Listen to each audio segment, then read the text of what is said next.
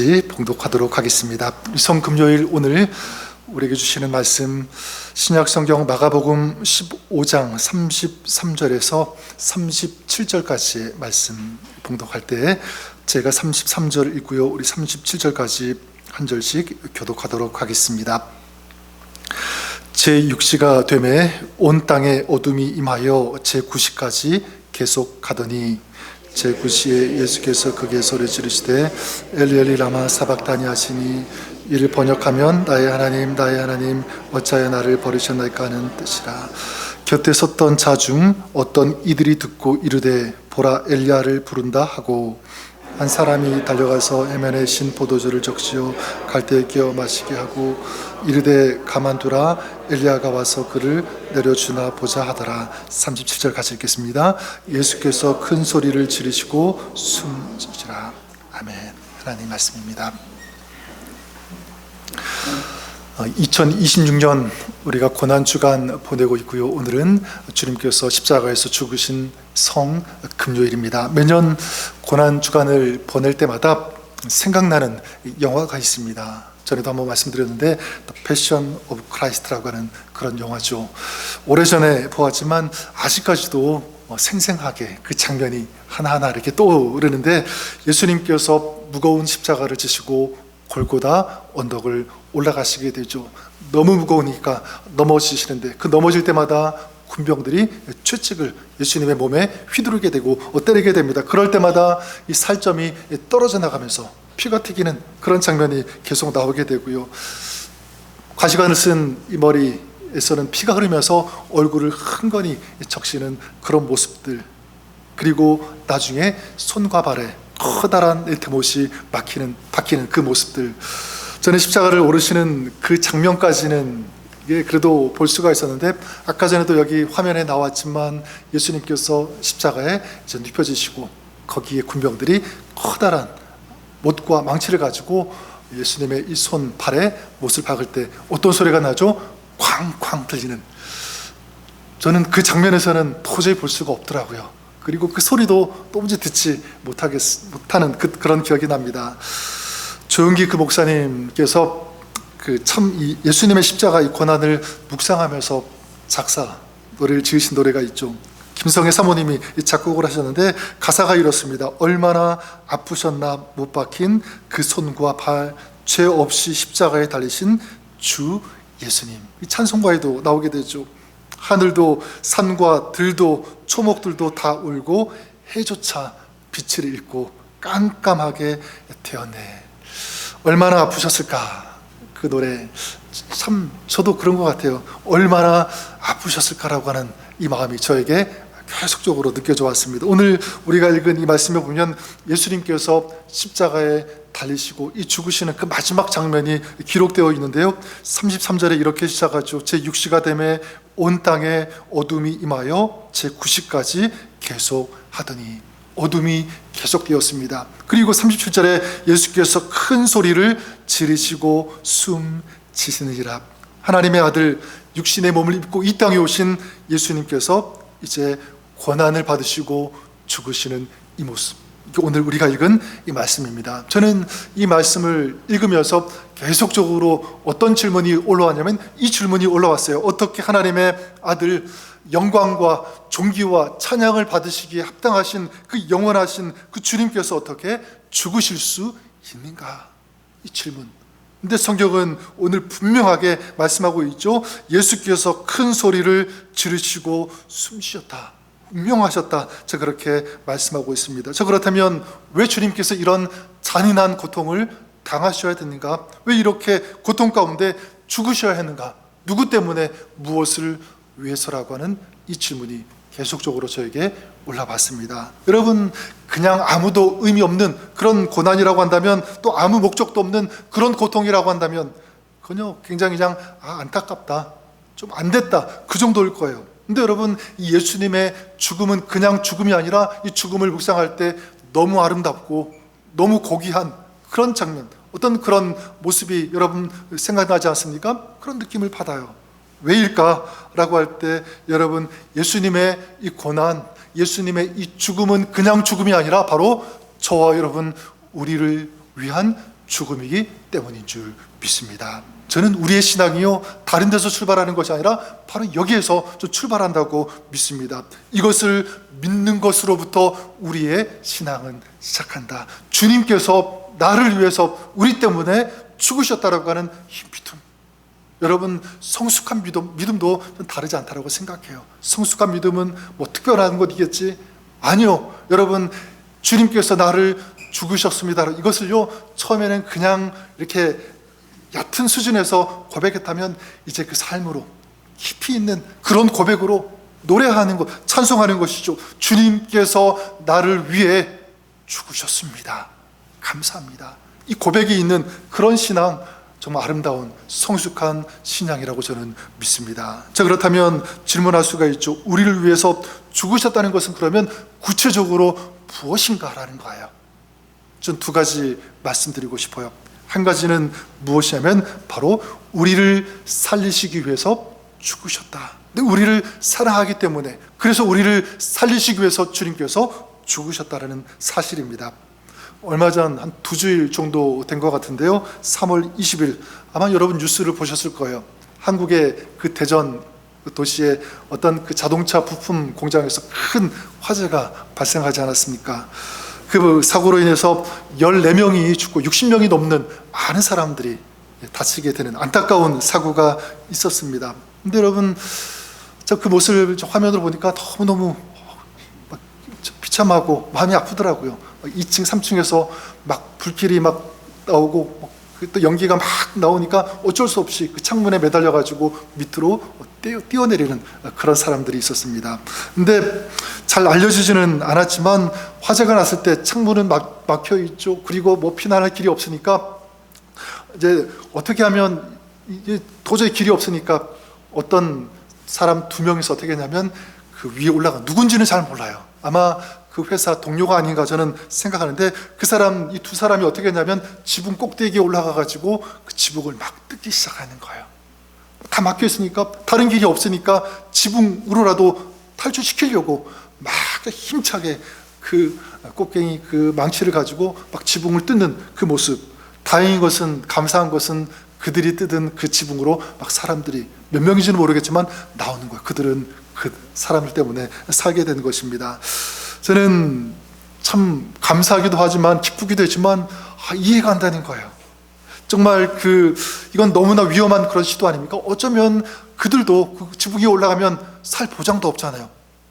불길이 그 지붕까지 확 덮치게 되면 그들도 위험할 텐데, 죽을 수 있는데 어떻게 그럴 수 있는가? 저는 그 영상을 보면서 누구의 모습이 떠올랐냐면 바로 예수님의 모습이 떠올랐습니다. 여러분, 예수님은 저 여러분 우리를 살려주시기 위해서 어떻게 했습니까? 지붕 위에 올라가는 것이 아니라 예수님은 어디에 올라가셨죠? 십자가에 올라가시는 거예요. 십자가에 달리셨습니다. 주님은 그냥 위험 정도가 아니라 어떻게 하셨나요? 죽으시는 거예요. 바로 그분이 우리 주님이십니다. 우리를 살려주시기 위해서. 여기에 대해서 이사야 53장은 정확하게 우리에게 말씀하죠. 그가 찔림은 우리의 허물 때문이요, 그가 상함은 우리의 죄악을 인함이라. 우리를 위해서. 그리고 갈라디아서 3장 13절에도 말씀합니다. 주님이 저주를 받으사 율법의 저주에서 우리를 속량하셨으니.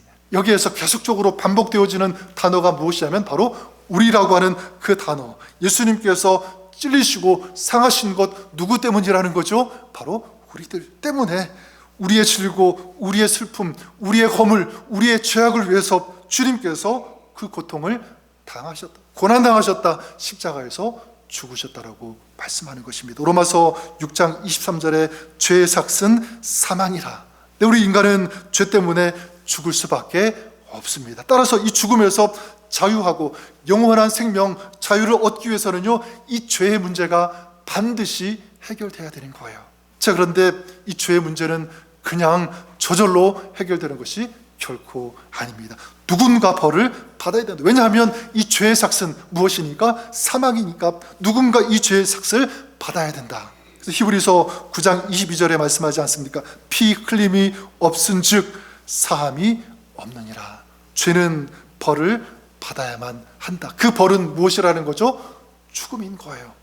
여러분, 사람이 죄를 지었기 때문에 그 죄의 값을 사하기 위해서는, 없어지기 위해서는 그 사람이 제물이 되어야 되는 거예요. 사람이 제물이 되어야 되는 거죠. 자, 그것도 어떤 사람이 흠이 없는, 죄가 없는 사람이 고통을 받아야 되는 거죠. 사함을 받을 수 있는 것입니다. 제물이 되어야 되는 것. 근데 여러분, 사람 중에는 흠이 없는 사람이 있습니까? 죄가 없는 사람이 있나요? 아무도, 한 사람도 없어요. 자, 그렇기 때문에 죄가 없으신, 허물이 없으신 하나님의 아들 예수 그리스도께서 이 땅에 오신 줄 믿습니다. 인간이 받아야 되는 그 처절한 고통, 그 처절한 고난, 그 죽음을 누가 당하셨는가? 죄 없으신 하나님의 아들이 우리를 위해서, 우리를 살려주시기 위해서 십자가의 고난을 당하신 줄 믿습니다. 우리 때문에 우리가 받아야 될 그 진노, 그 저주를 받으신 것이죠. 이게 첫 번째라고 한다면, 두 번째는요, 주님께서 우리를 위해서 죽으신 것. 이제 우리가 아름다운 삶을 살아갈 수 있도록 하기 위해서 주님께서 죽으신 줄 믿습니다. 오늘 말씀 그 37절에 보면 예수님의 십자가 마지막 모습을 이렇게 기록하죠. 예수께서 큰 소리를 지르시고 숨지시니라. 숨지셨다, 운명하셨다. 이건 다른 말로 하면 돌아가셨다, 이렇게 얘기할 수도 있습니다. 숨졌다, 돌아갔다라고 할 때 우리는 수동적인 의미로 받아들여져요. 그렇지 않습니까? 어쩔 수 없이 죽었다. 당사자는 그런 의사가 없는데 자신의 의지와 상관없이 그렇게 될 수밖에 없었다. 이렇게 죽었다, 돌아갔다, 우리는 그렇게 느끼는데, 사실 성경에 이 죽으셨다, 돌아가셨다, 이 단어는요, 그런 의미가 아니에요. 피라디도마이라고 하는 그런 단어를 사용하는데, 이거는 수동적인 의미가 아니라 능동적인, 자발적인 그런 행동을 나타낼 때 쓰는 단어가 바로 이것입니다. 그러니까 강압적으로 누구에 의해서 어쩔 수 없이 죽임을 당하는 그것이 아니라 자발적으로, 능동적으로 그것을 선택했다라고 할 때 바로 이것이 피라디도마이, 죽었다라고 하는 것입니다. 자, 그러면 예수님께서 무엇 때문에 이렇게 십자가에서 고통, 그 처절한 고통을 당하셨는가? 왜, 무엇 때문에 주님께서 십자가에서 그런 고난 당하신 것을 선택하셨는가? 자기의 생명을 그렇게 내어 놓으셨는가? 여러분, 우리는 흔히 십자가를 생각할 때 뭐를 생각하냐면 죄사함, 과거를 생각하고요, 그리고 구원, 미래를 생각합니다. 자, 그런데 물론 그것이 맞아요. 복음의 핵심, 가볍게 여길 수 없는 은혜입니다. 근데 성경은요, 복음은 거기에서 멈추지 않습니다. 과거의 이야기, 어떤 미래 이야기로 단정 짓는 것이 아니라 십자가는 무엇이냐면 거기서 멈추지 않고 바로 오늘 우리가 어떻게 살아야 되는지, 또한 어떻게 살 수 있는지에 대한 메시지, 전 여기에 십자가의 메시지가 담겨 있다라고 믿습니다. 그러니까 우리의 삶을 완전히 새롭게 하는, 바꾸게 하는 그런 능력 있는, 이 파워가 있는 혁명과 같은 그 사건이 무엇이냐면 바로 십자가 사건이라는 사실입니다. 이사야 53장 5절에 분명히 선언하죠. 그가 징계를 받음으로 우리가 평화를 누리고 그가 채찍에 맞음으로 우리가 나음을 입으도다. 두 가지 나오죠. 평화를 누린다, 나음을 입는다. 이 말씀은요, 단순히 미래의 어떤 천국만을 의미하는 것이 아니라 지금 이 땅에서 우리가 살아가는 삶, 이 직접적으로 연결되어진 우리 삶에 영향을 미치는 그런 말씀이라고 저는 믿습니다. 자, 무엇을 알 수 있냐? 먼저 우리가 평화의 삶을 살 수 있도록 주님께서 죽으신 줄 믿습니다. 오늘 지금 우리가 우리 삶 속에서 무엇을 누릴 수 있도록, 평화를 누릴 수 있도록 하셨다는 사실. 여러분, 사람들은 많은 것을 지금 가지고 살아갑니다. 돈도 있고 관계도 있고 성공도 있습니다. 자, 그런데 사람은요, 살아가면서 한 가지가 없으면 결코 행복할 수 없는 것 같아요. 그게 무엇일까요? 저는 평안이라고 믿습니다. 화평, 평화. 그래서 많은 사람들 겉으로는 많이 가지고 있어서 웃는 것처럼 보이지만, 행복해 보이지만 그런 마음은 골마 터지고 얼마나 힘들고 상함 가운데 살아가는 사람들이 얼마나 많이 있습니까? 낮에는 괜찮은데 밤에는 한없이 밀려드는 어떤 그런 고독감, 한없이 밀려오는 두려움 가운데 헤매면서 신음하면서 살아가는 그런 사람들 있다라고 하는 거예요. 여러분, 이게 어쩌면 오늘 우리가 살아갈 수밖에 없는 현실이 아닐까 저는 생각해 보게 됩니다. 왜 이럴까? 왜 사람들은 그렇게 평안을 잃어버리고 두려움 가운데 그렇게 살아갈까? 고통 가운데 살아갈까? 성경적인 근본적인 원인은요, 돈이 없어서 뭐가 없어서 그런 것이 아니라 한 가지를 찾습니다. 바로 하나님과의 관계. 이 하나님과의 관계가 깨어지게 되면 그 사람은 화평할 수 없는 거예요. 평화로운, 평안이 있는 그런 삶 살아갈 수 없다는 것이 이 성경의 진단인 것입니다. 상황이 좋아서 느끼는 편안함, 이게 바로 평화가 아니라 성경적인 이 진단은 뭐냐면 하나님과의 관계가 회복된 그런 상태, 바로 이것이 진정한 평화라는 사실입니다. 그래서 로마서 5장 1절에 이렇게 말씀해요. 그러므로 우리가 믿음으로 의롭다 하심을 받았으니 우리 주 예수 그리스도로 말미암아 하나님과 화평을 누리자. 하나님과 화평을 누리자. 네, 하나님과 화평할 때, 하나님과의 관계가 아름다울 때 그 삶은 화평이 있고 승리가 있고 기쁨이 임하게 되는 줄 믿습니다. 여러분, 그런데 이 평화는 어디서 왔는가? 이 진정한 우리가 추구해야 될 우리 삶을 바꿀 수 있는 이 능력이 있는 이 평화는 그러면 어디에서 주어졌는가? 바로 십자가에서 우리 주님께서 허락하여 주신 줄 믿습니다. 왜냐하면 예수님께서 우리를 위해서 징계를 받으셨기 때문에 우리가 받아야 되는 이 하나님의 진노를 대신 받았기 때문에, 자, 그래서 우리는 더 이상 하나님 아래에서 심판의 존재로 있는 것이 아니라 이제는 어떤 존재로 있는 것입니까? 하나님과의 관계, 이 화목 가운데 살아가는 그런 존재가 된 줄 믿습니다. 이게 뭐냐면 이게 평화라는 거예요. 전 여러분들이 이런 평화를 누리시는 여러분들 수 있기를 주님의 이름으로 간절히 축원합니다. 그래서 예수님께서 부활하신 다음에 가장 먼저 이 제자들을 찾아오셔서 먼저 하신 말씀이 무엇이죠? 너희에게 평안이 있을지어다. 평안을 선포하시는 거예요.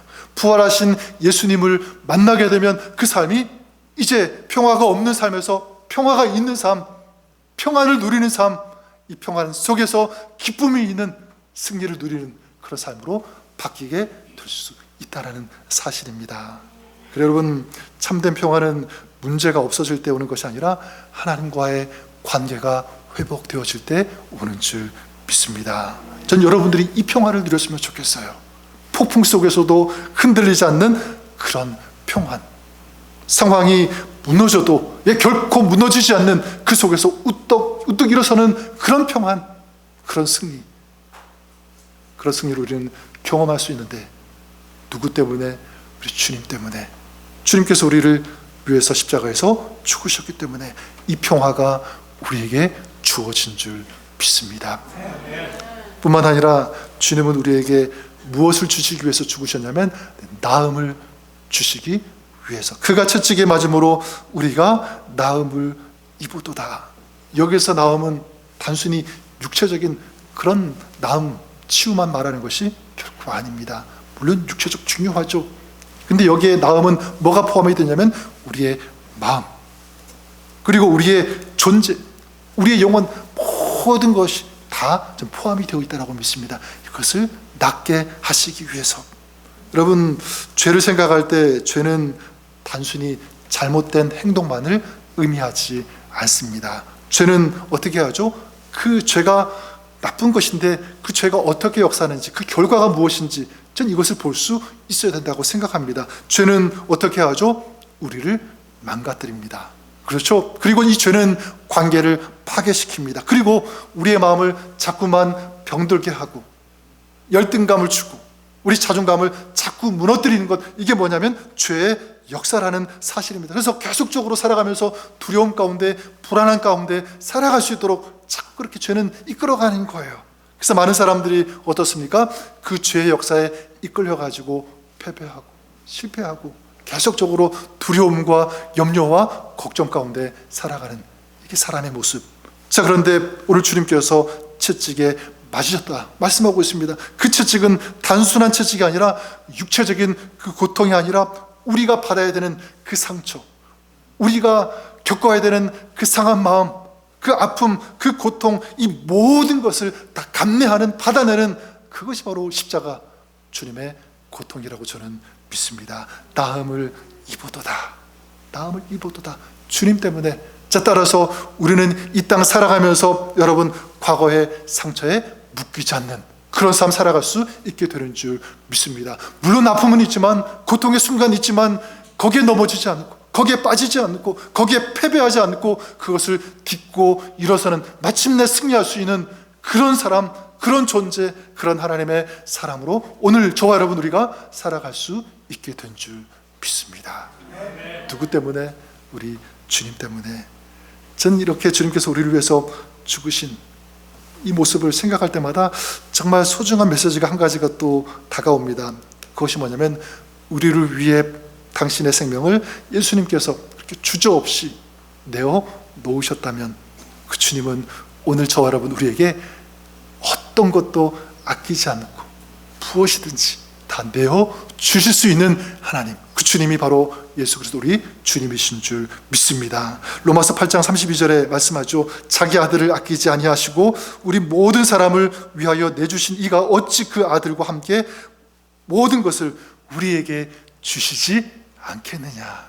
이건 반문하는 거예요. 하나님께서 우리에게 반문하는 거죠. 하나님께서 아들까지 내어주셨는데 주시지 못할 것이 무엇이 있겠느냐, 우리에게 묻는 거예요. 하나님이 그런 하나님인데 왜 너희가 두려워하느냐? 왜 실패했다라고 생각하느냐? 왜 나는 없다라고 생각하느냐? 왜 그 무너진 채 상심하면서 그렇게 살아가느냐? 그러지 말라. 아들을 내어주신 이가 어떤 것도 주시지 않겠느냐? 무엇이든지. 이게 하나님의 마음, 우리 주님께서 우리의 삶 책임져 주시겠다라고 하는 선포인 것입니다. 자, 그렇다면 저 여러분, 우리는 어떻게 살아야 되죠? 주님께서 평화를 주시고 우리가 나음을 입었다면, 주님께서 우리에게 모든 것을 아낌없이 주시겠다는 그 약속을 받은 그런 사람이라면 저는 우리의 삶 달라져야 된다고 믿습니다. 어떻게 해요? 삶이 불안하다고 느낄 때, 연약할 때, 예전 같으면 막 흔들렸어요. 막 저리 치고 저리 치고 막 넘어지고 뭐 어떻게 해야 되지? 막 그렇게 흔들렸다면 이제 우리에게 평안을 주시고 회복을 주시고 아낌없이 모든 것을 주시는 그 하나님이 계신다면 우리는 담대할 수 있는 줄 믿습니다. 자, 그렇기 때문에 그 주님 붙잡는 거예요. 그 주님을 끝까지 신뢰하는 그런 삶이 돼야 되는 거죠. 또 누군가 나를 아프게 했다면, 예전에는 그냥 똑같이 반응하고 분노하고 미워했을 것입니다. 하지만 십자가를 아는 사람, 십자가의 회복, 이 나음을 경험한 사람은 달라야 되죠. 주님이 나를 용서하셨으니까, 나에게 평화를 주셨으니까 나도 그 평화를, 그 용서를 흘려보낼 수 있는 그런 사람, 이것이 십자가의 사람이고 십자가의 삶인 줄 믿습니다. 또한 과거의 상처 때문에 무너져 있던 그런 사람, 이제 그 사람 주님의 그 회복하심, 주님의 그 능력으로 일어났다면 이제 다른 사람을 일으켜 세울 수 있는 그런 귀한 사명을 감당하는 사람이 되는 줄 믿습니다. 왜냐하면 내가 나음 입었기 때문에, 주님의 은혜를 경험했기 때문에 이것이 바로 십자가의 삶인 줄 믿습니다. 우리 사랑하는 여러분, 그래요. 십자가는 단순히 과거의 사건이 아니라 분명히 말씀드리는 것은 오늘 저와 여러분 우리의 삶을 완전히 바꿀 수 있는 능력의 사건이라는 것을 믿으시는 여러분들 수 있기를 주님의 이름으로 간절히 축원합니다. 주님은 오늘 우리가 내 평안을 누릴 수 있도록 하셨습니다. 주님은 오늘 우리가 나음을 입는 그런 삶을 살 수 있도록 하셨고, 이제 하나님의 그 의, 하나님의 그 사랑, 그 은혜를 흘려보낼 수 있는, 나눌 수 있는 이런 아름다운 삶을 살 수 있도록 저와 여러분 우리를 불러주신 줄 믿습니다. 그런 삶을 살 수 있도록 우리 주님께서 십자가에서 죽으셨다는 사실이에요. 자, 따라서 저와 여러분 우리가 이 말씀을 붙잡고 선포했으면 좋겠습니다. 내가 당해야 하는 이 처절한 고통, 우리 주님께서 당하셨습니다. 주님께서 죽으셨기 때문에 이제 내가 평화를 누릴 수 있게 되었습니다. 승리할 수 있게 되었습니다. 감사합니다. 이 고백. 그리고 또 한 가지 더 말씀드리면 30절에 보면 예수님께서 큰 소리를 들으시고 숨지셨다, 이렇게 말씀하고 있죠. 그 가장 고통스러운 그 순간, 그 마지막에 주님께서 소리를 지르셨다, 마지막 말씀을 하는 거죠.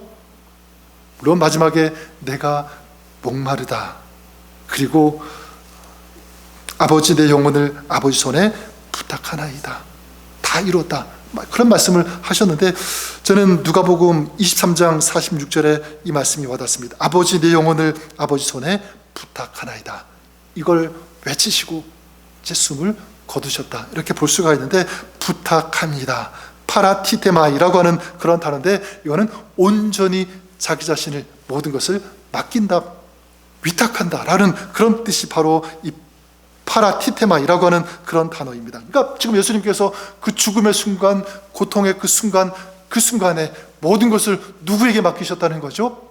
하나님께, 아버지께 맡겼다는 사실입니다. 믿음의 고백이죠. 그 믿음이 있을 때 그 결과가 어땠습니까? 뭐로 이어지게 되죠? 부활, 승리로 이어지게 된 줄 믿습니다. 여러분, 예수님의 이 마지막이 무엇이죠? 맡김이었어요. 아버지 내 영혼을 주님께 맡깁니다, 이렇게 소리치셨다면 우리가 살아가면서 우리의 삶도 어떠해야 되는가? 저는 맡김의 삶을 우리가 살아가야 된다고 믿습니다. 여러분의 문제 우리 주님께 맡기십시오.